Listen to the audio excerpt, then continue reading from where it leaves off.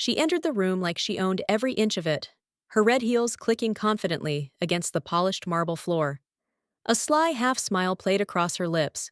No badge or laptop in sight, just a powerful last name that spoke volumes. I was halfway through my morning espresso when I caught the whispers around me. Is that her? She's the new director, right? No, that's the CEO's daughter-in-law. Suddenly, the atmosphere chilled.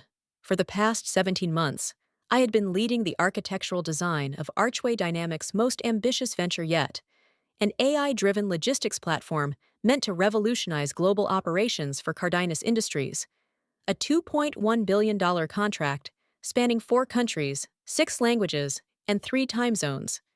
That morning was supposed to be our dry run for the executive demo, the crowning moment of my efforts. Instead, I stood frozen, watching Isabel Prescott Wright, freshly married into the CEO's family, introduced as the new head of global infrastructure, my position. Unmentioned, no announcement, no official handover, no handshake. Just a casual, Jenna will assist with transition documentation, as if I were a temporary employee whose time had run out. I wasn't sure whether to laugh or storm out, but I did neither. Instead, I nodded quietly, feeling like I'd just been hit by a truck, but refusing to show the pain. I retreated to my office, stunned into silence. My inbox exploded with calendar changes and meeting cancellations, but the final email stung the most. Demo lead transferred, new point of contact. Prescott. My stomach churned. Then came a knock at the door. HR 2 representatives, wearing practiced smiles. We know this is sudden, Jenna, one said, sliding a folder across my desk. But leadership's vision is shifting. This transition has been in the works for weeks. We appreciate your dedication over the years. Weeks? I flipped through the packet. The signatures were dated 2 weeks prior. They had planned my replacement before the deal was even sealed. I'd worked 19-hour days, missed holidays, chased Cardenas execs across borders, yet none of it mattered next to a marriage license and a powerful name. I sat, staring at that folder, my name and role erased in ink long before I even sensed a threat. Outside my office window, red heels clicked by again, this time heading toward the boardroom, toward my demo. But this isn't where the story ends, because I didn't spend years building a fortress without leaving a key behind for just this moment. They replaced me in a morning meeting, but what they truly did was attempt to rewrite history. As I sat staring at the folder left by HR, my mind drifted back to the beginning. Before Isabel, before the red heels and empty greetings, before I became a ghost of my own work, it all started with a sketch on my living room wall. A blueprint for a logistics platform that wouldn't just speed up transcontinental inventory flows, but make them predictive smart warehouses, real-time rerouting, AI supply chain optimization precise down to the half mile. It was ambitious, maybe even reckless, but I believed in it. When Archway greenlit the project, I gave it everything I had. I pitched to the board with no slides, just raw data and vision. I flew 22,000 miles in one fiscal year, knocking on doors of global partners. I was the one who forged the relationship with Cardenas. I remember waiting 5 hours at Madrid airport just for a 15-minute coffee with their COO. That coffee blossomed into a 3-year partnership and a $2.1 billion contract. I led compliance audits, coordinated local regulations across 4 countries, supervised multilingual legal reviews, wrote security requirements, selected infrastructure. I was the one who put the global in global infrastructure.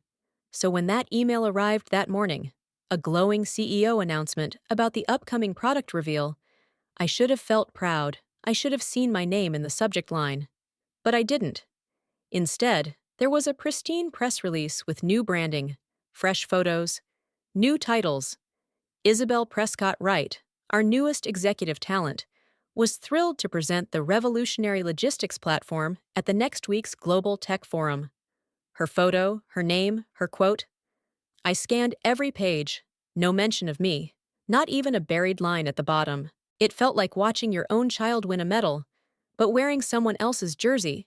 There was even a feature video opening with Isabel in a sleek studio using all my coined phrases: hyper-agile routing, ground-anchored analytics, real-time freight cognition, terms born from midnight calls and exhausted brainstorming sessions.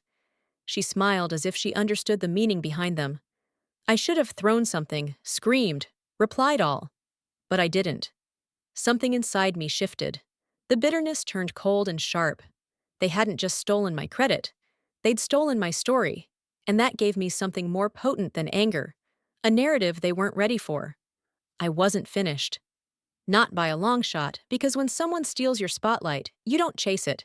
You build your own stage and make damn sure they're never invited. By the time the meeting started, I already knew I wasn't invited. What I didn't expect was how far they'd go to erase me. At exactly 10 ways, the doors to boardroom B slid shut, frosted glass hiding the silhouettes inside, shoulders hunched in focus, heads nodding, hands tapping tablets.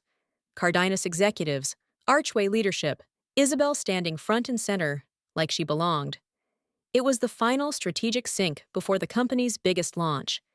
And the architect of the whole system sat alone 2 floors above, in a silent office. My name was nowhere on the calendar, not as host, guest, or optional attendee. I stared at my inbox, refreshing uselessly.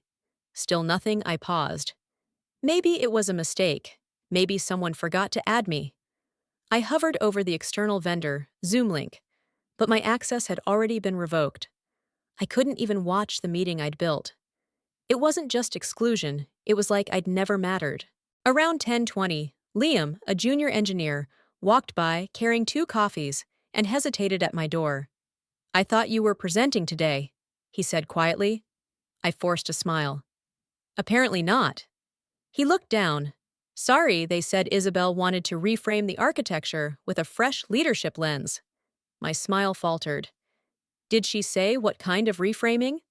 He hesitated. "They moved the live environment to the downtown annex. Said it would look more futuristic for Cardenas." The air left my lungs. That one sentence triggered a dozen internal alarms. The Downtown Innovation Annex was just a presentation showroom, not a certified technical facility. Worse, the whole system was hard-coded to run only on our main headquarters' secure network. I had personally put that fail-safe in place.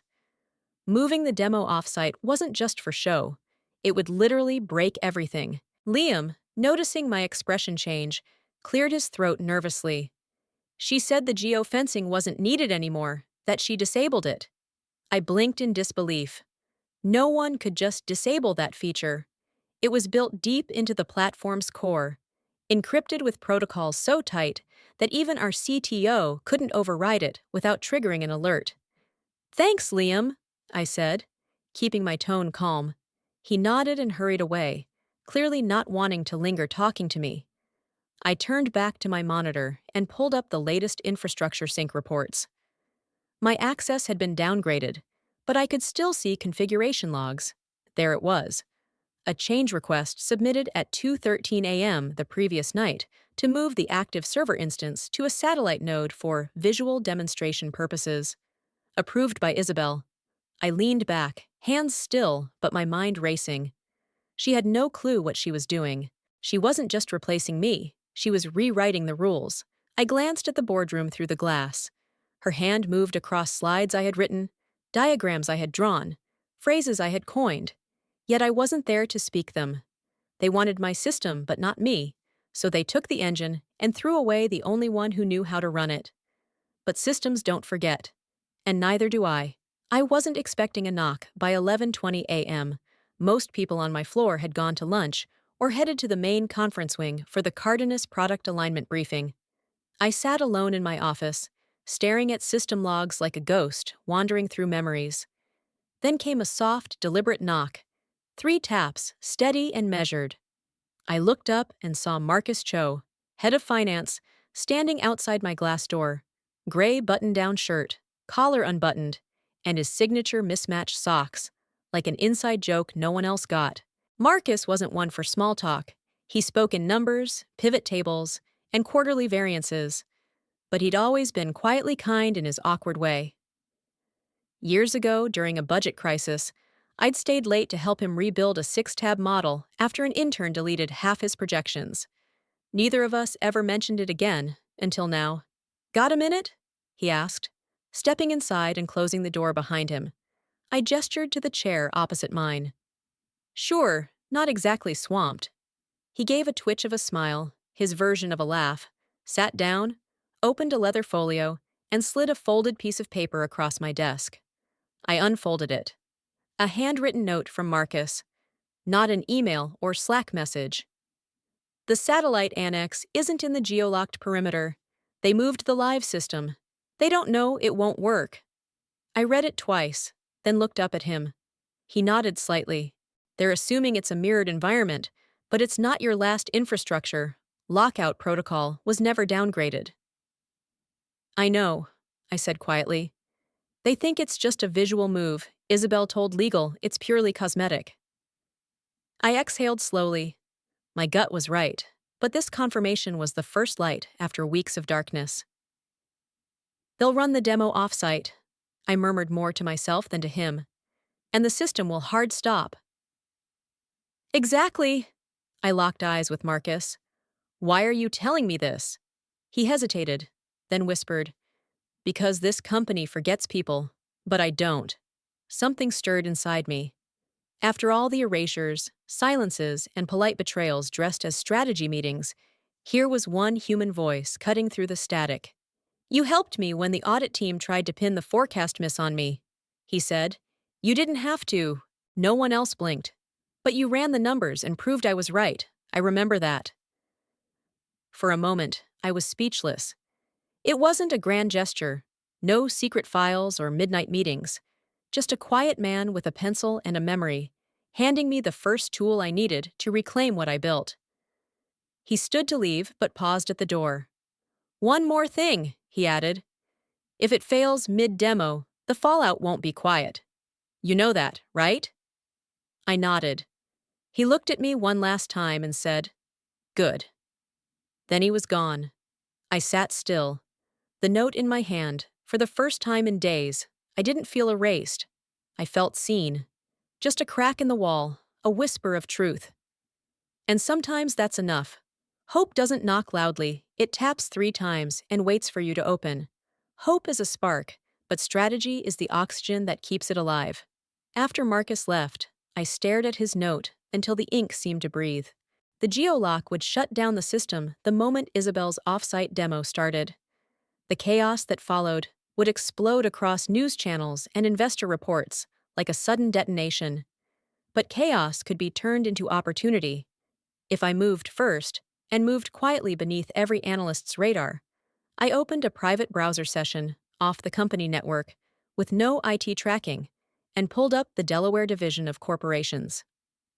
10 minutes later, I had incorporated Legacy Core Ventures LLC using a registered agent. The name felt fitting, the future built on the very foundation they tried to bury. I listed the initial member as Cobalt Horizon Holdings, another shell I'd set up years ago to handle patent royalties.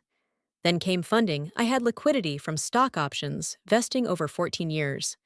A nest egg meant for a lake house. I liquidated 30%, wired the proceeds to Cobalt Horizon, and reserved the rest for margin capacity to an outside party scanning the chain. The movement looked like portfolio rotation. I needed partners, not crowds. Venture capitalists chase headlines, and headlines blow stealth. Instead, I called Evelyn Drake, an M&A attorney I trusted more than some family. We'd once shared a rental car and 6 sleepless days in Zurich negotiating antitrust carve-outs for a client. She knew how to bury paperwork in perfectly legal fog. "Hypothetically," I began when she answered, "say I want to buy a controlling stake in my current employer. The second its valuation dips, I can't appear on any filings until after control is secured." Evelyn replied without hesitation, "Voting agreements through blind trusts, staggered option triggers, offshore feeder funds. How fast?" "Less than 48 hours after the trigger," I said. She exhaled a sound that might have been a grin. "Send me the term sheet, I'll build the maze." As encrypted documents flew between us, I drafted a trigger dashboard, scraping real-time trading data. I set a bright red alert at 1,230. The price, Marcus whispered. If Archway's shares dipped below that mark during trading hours, the algorithm would kick in, quietly buying blocks through 7 different brokers, each purchase deliberately kept under regulatory reporting thresholds. No alarms, no media buzz, just silent accumulation at 1:40 p.m. Marcus messaged me on Signal, the only app he trusted outside Excel for boardroom spin control. PR wants to blame supplier latency if demo glitches stock jittery. Close at 18 maybe, keep me posted. I replied, then added, Want in? The typing bubble blinked back. I'm in if we stay ethical. I smiled. Even in a coup, ethics mattered. We're simply investing in good governance, I wrote. He responded with a thumbs-up emoji. Remarkably casual for a man who once footnoted a dinner receipt. I updated the purchase model to give Marcus 2% equity at cost, vesting only once control exceeded 51%. Small but meaningful. A silent thank you written in shares. By mid-afternoon, rumors buzzed through the building. Something about new holographic demographics or Isabel snagging last-minute celebrity endorsements. Nobody seemed to notice the woman who actually built the product, typing furiously behind a frosted glass door. That invisibility was priceless for maintaining cover. I joined the weekly infrastructure risk call, camera on, but microphone muted. Isabel led with buzzwords like synergy and storytelling, while engineers struggled to translate marketing fantasy into firewall exceptions. I almost pitied them. Soon they'd be accused of sabotage for systems none of them designed. During a lull, I received an encrypted packet from Evelyn, draft subscription agreements, Cayman feeder fund bylaws, proxy voting structures. All pristine, the last page held her brief assessment. Mechanically sound, morally gray, legally airtight. I allowed myself a quiet, controlled breath of satisfaction. At 4:30 p.m., I slipped past Boardroom B, through a narrow door gap. I caught Isabel rehearsing her keynote, pointer sweeping over a slide titled Visionary Genesis. My algorithm had generated that phrase months earlier as a placeholder. She never changed it. I almost laughed, stealing the crown while wearing glass jewels. Back in my office, I closed the blinds and opened the live ticker. Archway closed at 1,272. Still high, still fragile. But tomorrow, the demo would move outside the security perimeter, and the geolock would pull the plug. I pictured traders smashing sell buttons at the first sign of failure. Legacy Core Ventures waited like a chess master, 3 moves ahead, fingers poised over the queen. For the first time all week, I felt calm. Storms roar loudly, but legacies are built in silence. I spent the night inside a circle only I could see. At 6:02 a.m., the office was dark, but my screen glowed brighter than dawn. I logged into the secure network using a backdoor credential issued to founding engineers. One forgotten by the new regime, one keystroke brought up the heartbeat monitor for Atlas Logix. Our AI platform days from public unveiling, green across the board. Every module pulsed steadily, but I wasn't here to check vitals. I was here for the perimeter. I opened the geospatial enforcement console, code I'd written after 3 weekends fueled by pizza and legal briefings. A crimson circle appeared on the map. A perfect 500-meter dome anchored at our original headquarters. Outside that dome, the system refused to breathe. I zoomed in, hunting for anomalies. None hash signatures intact, tamper seals unbroken. Whoever claimed the geofence was disabled either lied or never understood the architecture. The fortress still obeyed its first queen. That sense of control settled over me like armor. While Isabel rehearsed disruption soundbites, I was touching the engine room. Steady hands, slow pulse. They'd stripped my title, but not my authorship. A soft ping signaled new overnight change requests. I opened the log. The latest entry was stamped 2:13 a.m., exactly when Liam said, Request ID matched Isabel's new exec credentials. Relocate primary compute cluster to Annex Data Hall. Enhance visitor experience with open architecture. My lips curled in a silent laugh. Open architecture, the Annex was a glass showroom with decorative rack shells and a patchwork fiber uplink piggybacking on a shared tenant backbone cosmetic tech for tours.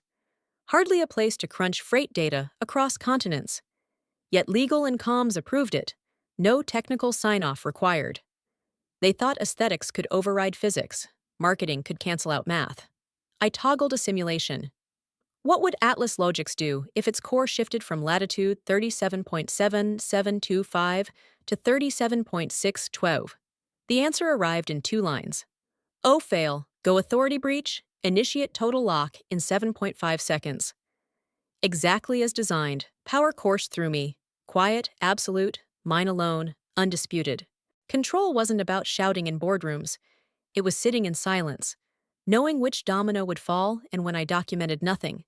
Changed nothing, I closed the console and saved the audit trail to an encrypted drive syncing only when I chose. Why disrupt their staging? Let them paint the annex in neon and invite cameras.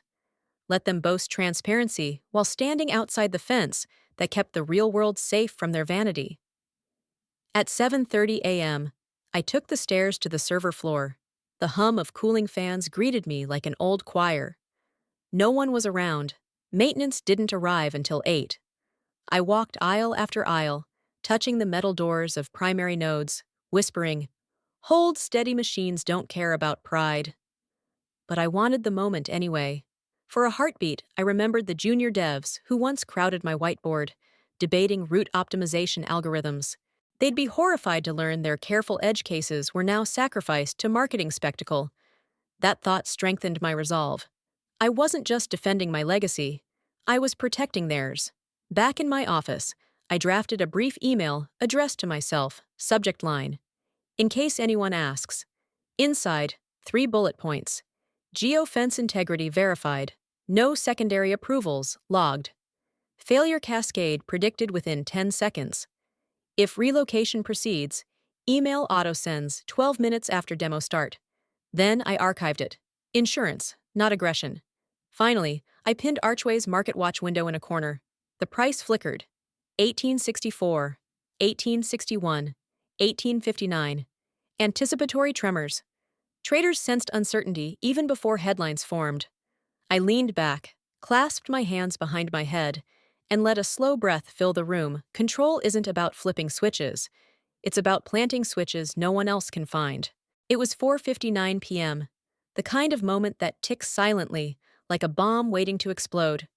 1 second too early for impact, one breath before everything changes.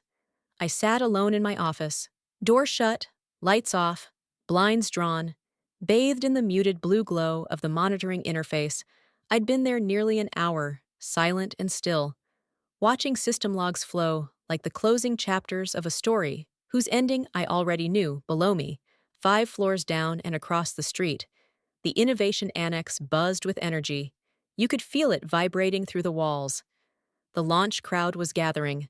Dozens of engineers, legal counsel, board members, and Cardenas executives flown in from New York, Madrid, and Singapore. The atmosphere was thick with tension, like the heavy pressure before a thunderstorm. All eyes focused on Isabel, the carefully crafted star of this show. She was scheduled to take the stage in less than a minute. I flicked through 3 systems, all green, all waiting.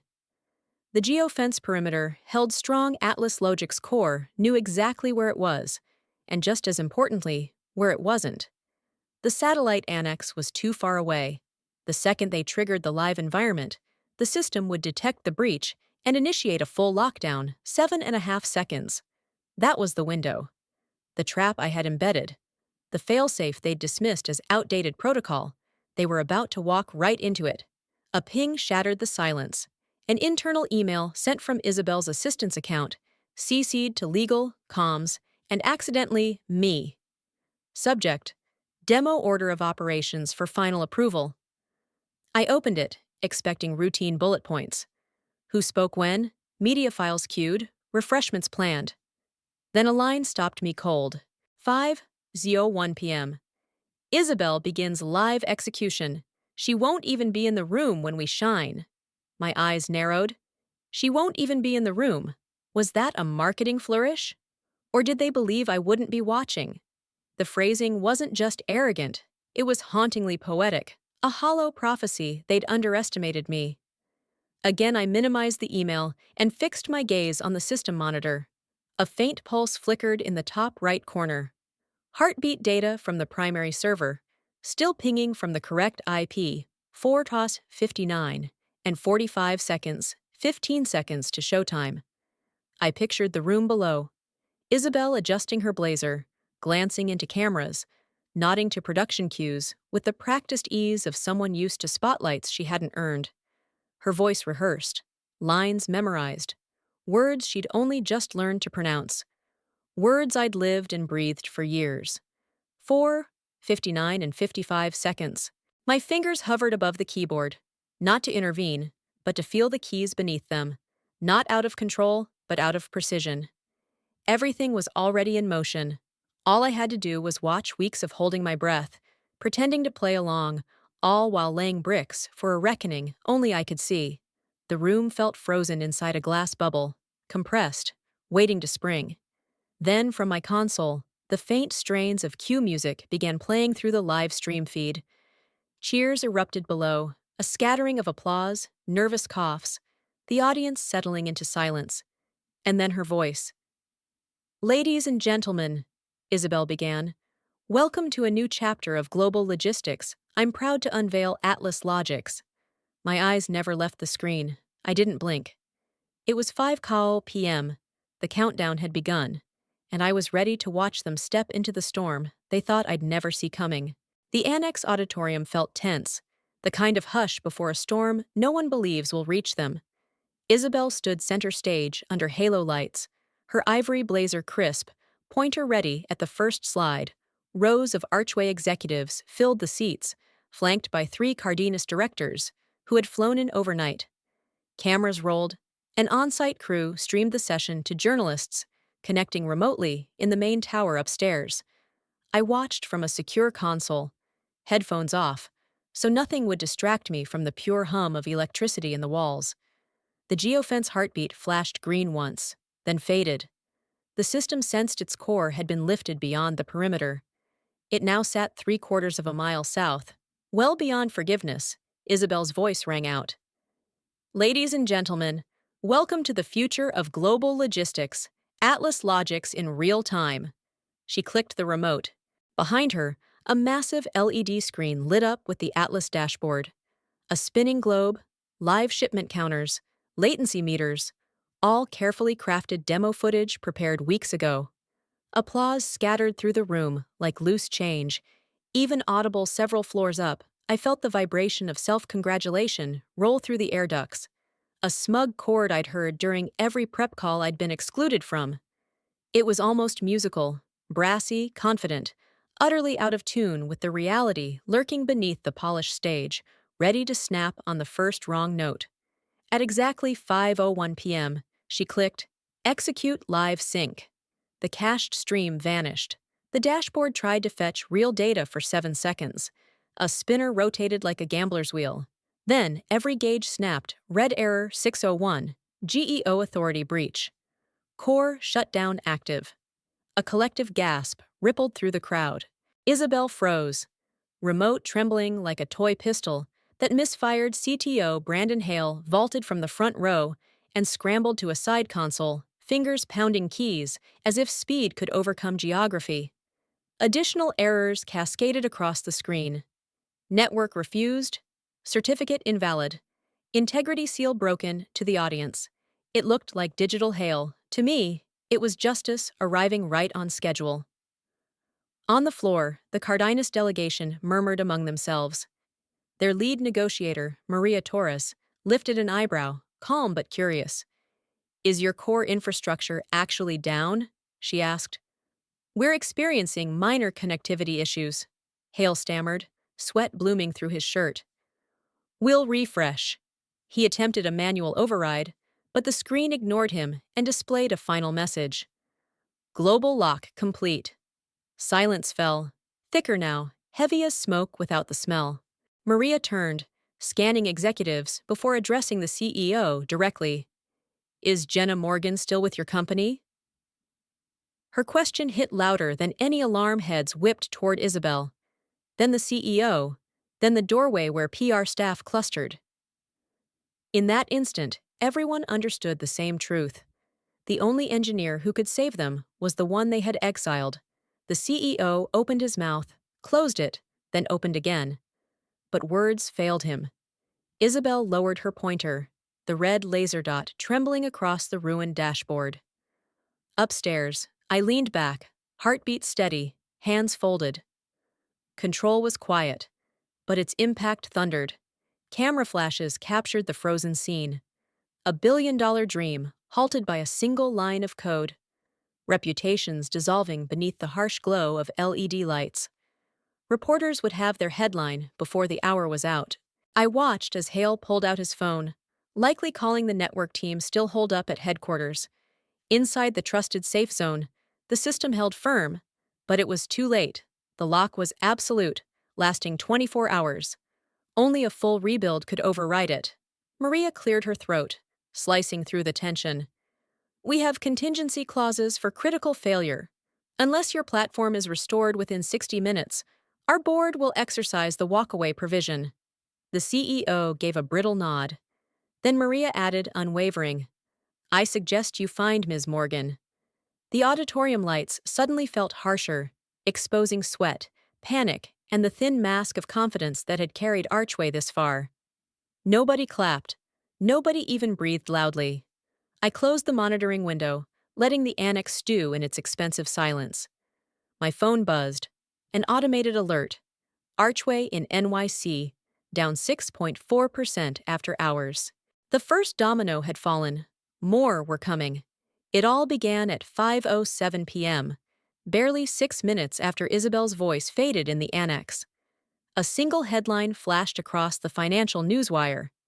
2.1B demo crashes live, and markets reacted like a kicked beehive. Phones buzzed everywhere, Slack channels flooded with red exclamation marks. Someone on the trading desk uploaded a shaky photo of the frozen dashboard, tagging it, Atlas fail. Within moments, it was front-page news on DealWatch panic, spread faster than error codes. Brandon Hale shouted conflicting commands. Reboot the node! Wait! Pull the plug! Block social media! Meanwhile, Isabel stood frozen, lipstick trembling as if makeup alone could hold the ceiling together. The CEO paced the aisles, tie loosened, mouthing furious syllables unheard by microphones. The Cardenas directors whispered among themselves, then pulled out phones and began typing what looked suspiciously like exit memos. 5 floors above, I watched volatility bloom live. Archway opened the afternoon at $1,864. By 5:10 p.m., it dipped to $1,680, bounced briefly, then plunged again. Every drop felt like a metronome ticking toward a symphony only I could hear. In one browser tab, the stock chart bled. In another, I composed a sharp, lethal email titled, Material Misrepresentation of Cyber Controls. I attached the change request log Isabel signed at 2:13 a.m., and a legal thread warning that bypassing geofencing violated the Cardenas covenant. The COO's reply, Run it anyway, optics first. I copied every executive on the chain, then addressed the message to an enforcement liaison at the U.S. Securities and Exchange Commission, a contact from a compliance seminar years ago in Denver. Before hitting send, I added one sentence. Please see attached evidence demonstrating prior knowledge of systemic vulnerability ignored for marketing gain.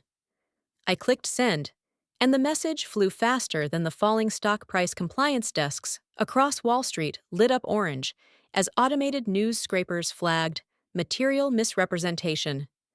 Hedge funds that once courted Archway flipped positions in seconds, short selling with leverage high enough to vaporize mid-cap indices.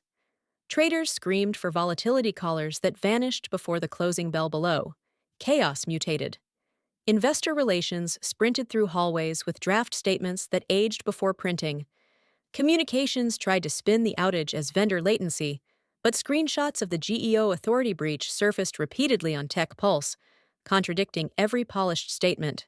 A Bloomberg anchor went live outside the annex, Archway's logo glowing ominously behind her as she reported a 15% intraday collapse. The board called an emergency meeting at 5:25 p.m.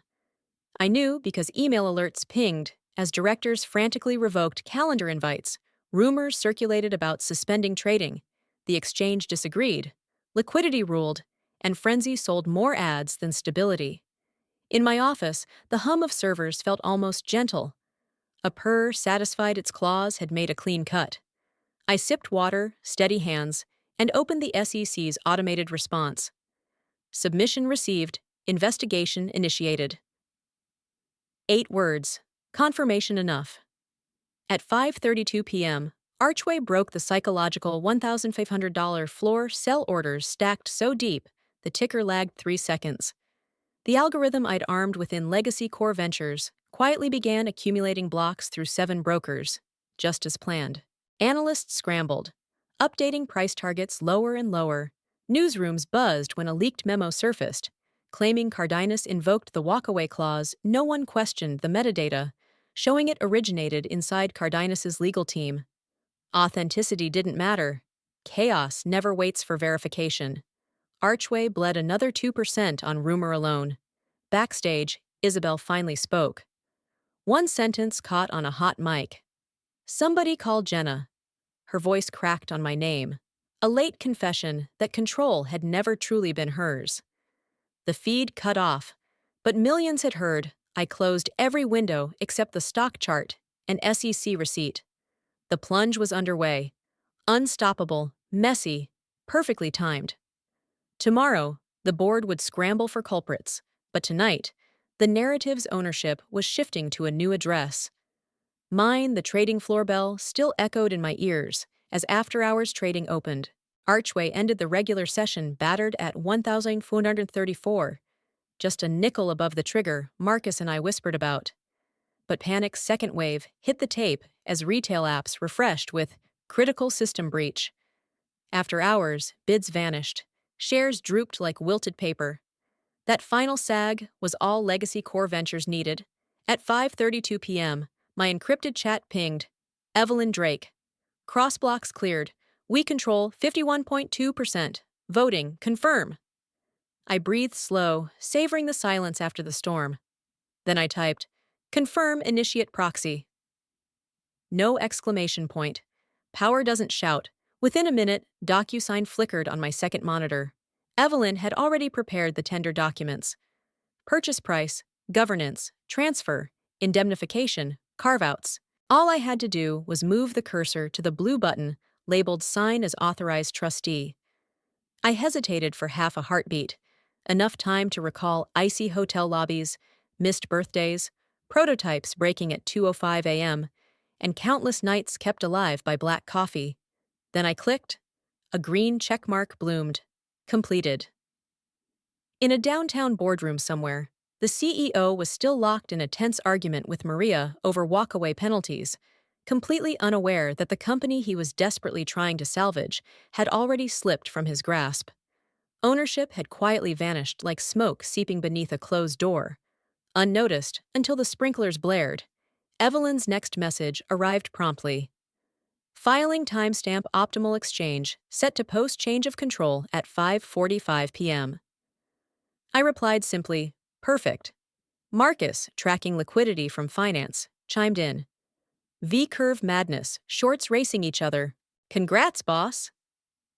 A faint smile crossed my lips, not boss, but architect.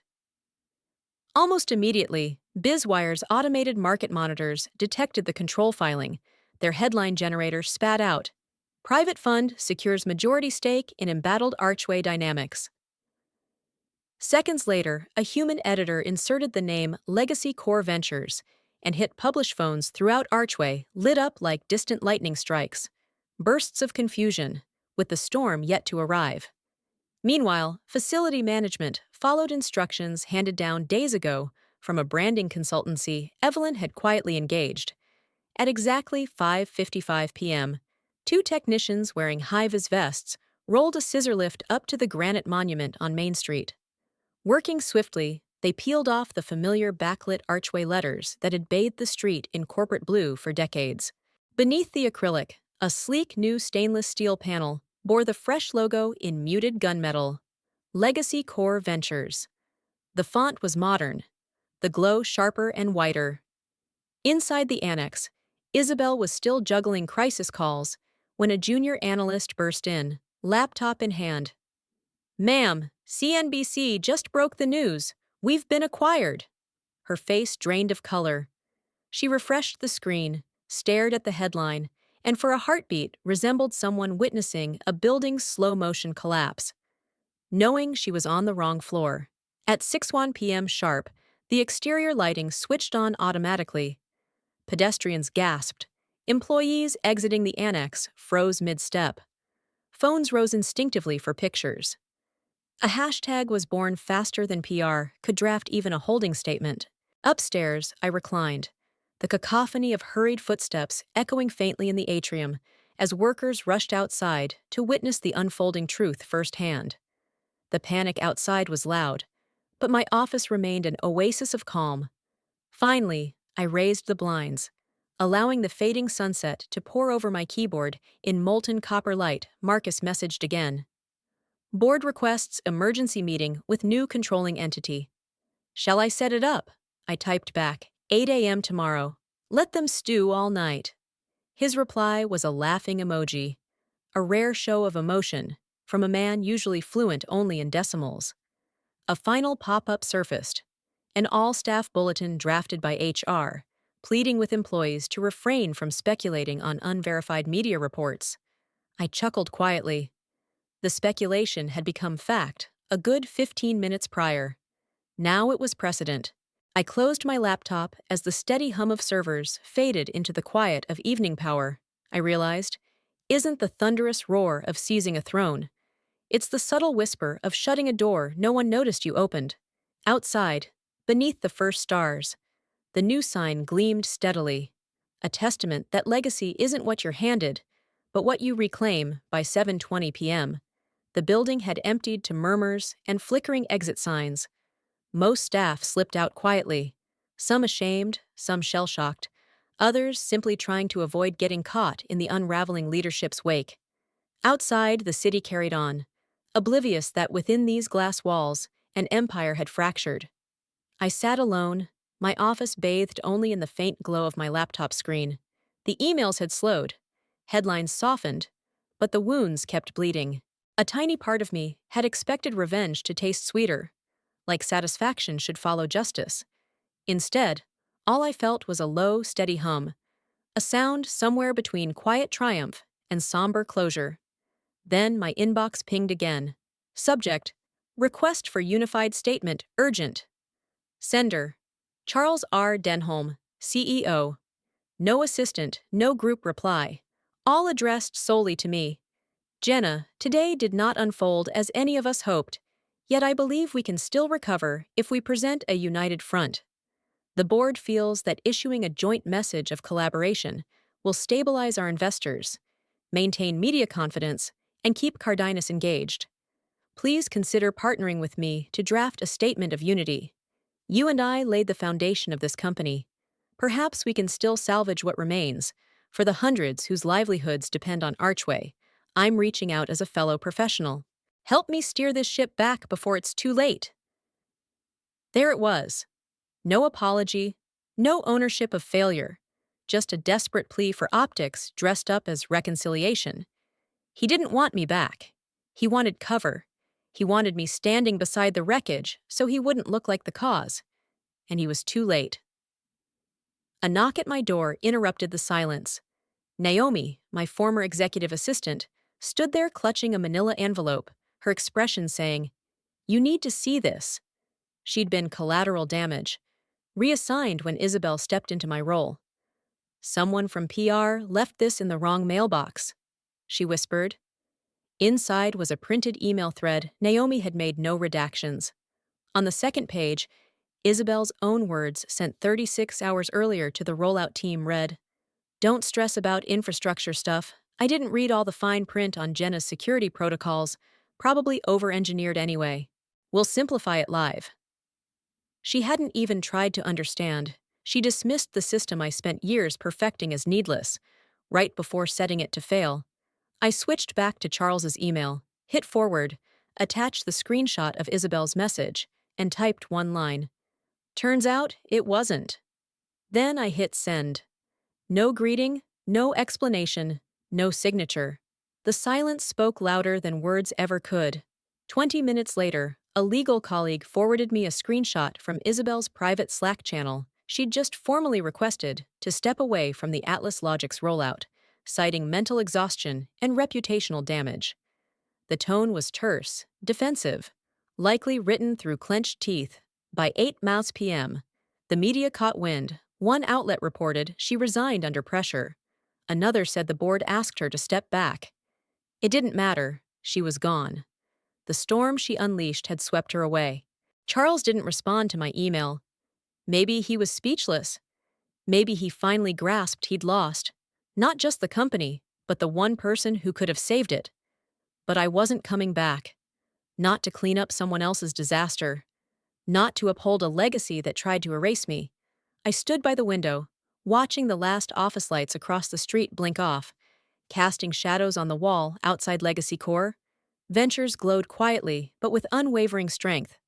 The name didn't shout. It simply existed. Because sometimes the most powerful conclusions aren't explosive. They're simply undeniable. Morning sunlight spilled gently into the atrium, like a soft apology for the chaos left behind yesterday. But apologies no longer held my interest.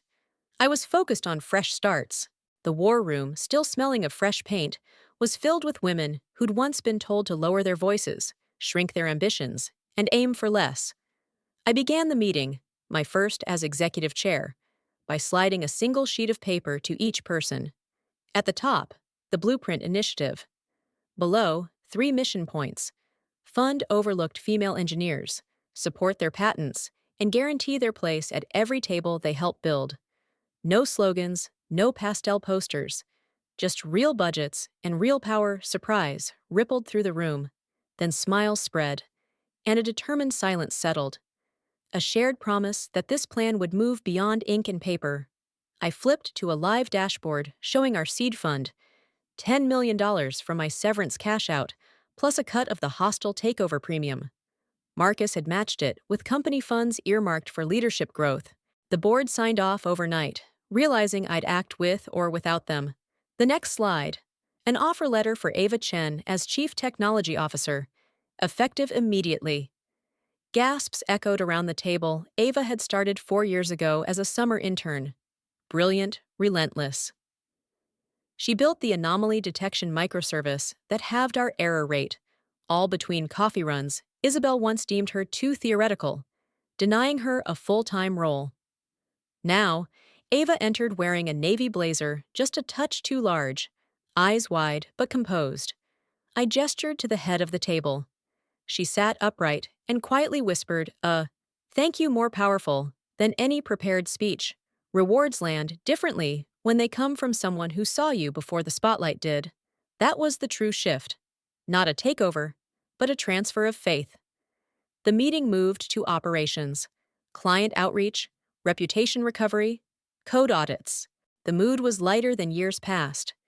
Instead of fixing damage, we mapped expansion, renewable logistics corridors, ethics-first AI, and open scholarship portals. Each action had an owner, deadline, and budget approved on the spot. During a break, Ava joined me by the window, overlooking downtown. The old archway sign lay in a dumpster below, letters askew like fallen soldiers. I saved your rejection email, she said. I winced for her younger self and nodded. Keep it if you want, but frame this. I handed her Isabel's notorious line, calling my tech over-engineered. Now stamped with our new letterhead, she read, laughed, and tucked it into her notebook like a memento from a past she no longer honored. By 10:30 a.m., we gathered again to prepare for the press call. PR wanted rehearsed lines. I insisted on honesty. We agreed on one sentence. Innovation belongs to the builders. Emails flooded in from alumni I hadn't heard from since college. Congratulations, job inquiries, and hard truths about their own glass ceilings. The Blueprint team launched a portal to triage the influx, because opportunity often sounds chaotic at first. As afternoon neared, I stepped onto the mezzanine overlooking the lobby. A small group had gathered under the new logo. some clapping, others just watching, eyes shining with newfound hope. I told them our story in 4 parts: what we lost, what we learned, what we're building, and how everyone was invited to lay the foundation. When I finished, no one left right away. They stayed, sharing ideas on phones, swapping calendar invites. Work had become an invitation, not a chore. Back in my office, I placed the original Atlas Logix prototype chip inside a clear acrylic block. The first artifact of our company's new museum, the chip itself was ordinary silicon, but its journey symbolized everything possible when a woman refuses to vanish. I set the block on the shelf, closed the door behind me, and felt the building breathe out. Endings can bruise, but beginnings heal. I was never gone. I was simply being rebuilt.